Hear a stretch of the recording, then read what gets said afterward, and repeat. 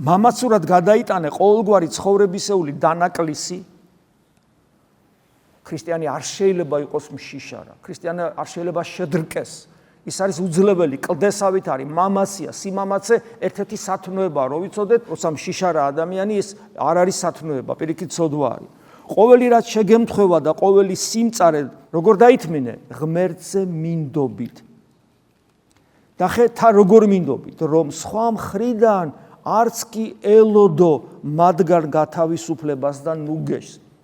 ეს არის ღირსეულად ტარება შენი ცხოვრებისეული ჯვრის, როდესაც ადამიანისგან კი არ ელოდები შველას, ნუგეშს, რომელიც ხშირად ვლინდება წუწუნში ადამიანებთან, არამედ მხოლოდ ღვთისგან ელოდები ნუგეშს, მხოლოდ ღვთისგან ელოდები დახმარებას და შესაბამისად აღარ ხარ პრეტენზიული სხვა ადამიანების მიმართ, რატო არ მეხმარებიან და ამავე დროს აღარც წუწუნებს სხვა ადამიანებთან.